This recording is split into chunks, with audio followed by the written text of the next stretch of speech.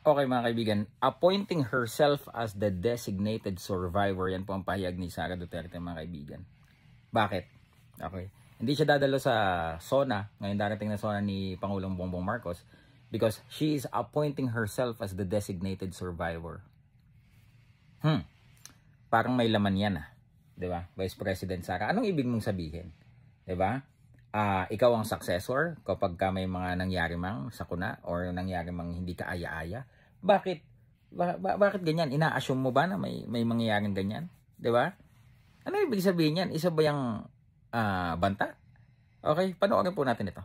No, I will not attend the SONA. May alam bang hindi magandang mangyayari sa araw ng SONA si Vice President Sara Duterte?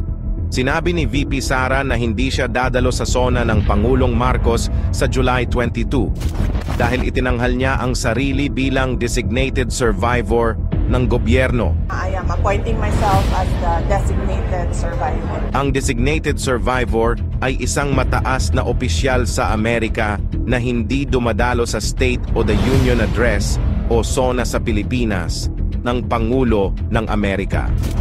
Siya kasi ang papalit agad kapag namatay ang Pangulo o naimabalido dahil sa malagim na pangyayari tulad ng sunog, bomba o assassination.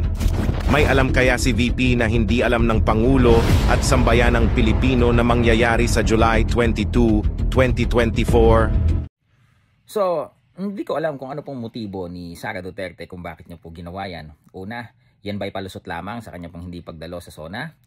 Pangalawa, yan po ba'y maituturing na banta sapagkat being the parang designated survivor o kagaya ng sinabi ni sa totoo lang extreme, designated successor kapag syempre vice presidente, kung ano man ang mangyari sa presidente, siya ang papalit, 'di ba? Siya ang hahalinhin.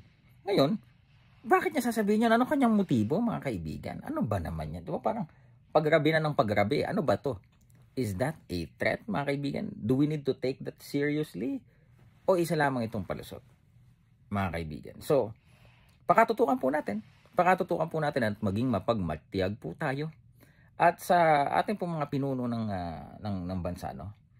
Paano po ito? Paano po itong sinabi ng ating Vice Presidente? Ito po ba ay maituturing nating isang national security threat? Di ba? Parang may ibig sabihin yung galaw ng kanyang mga mata 'di ba?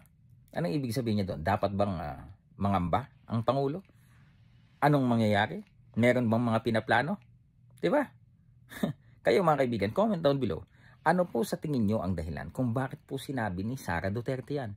Hindi ako dadalo sa SONA because I'm appointing myself as the successor or the designated survivor. Comment down below. Something is fishy. Comment kayo Balitaktakan tayo sa comment section. Silver Voice TV. Mula po dito sa Las Vegas, Nevada. Magandang araw.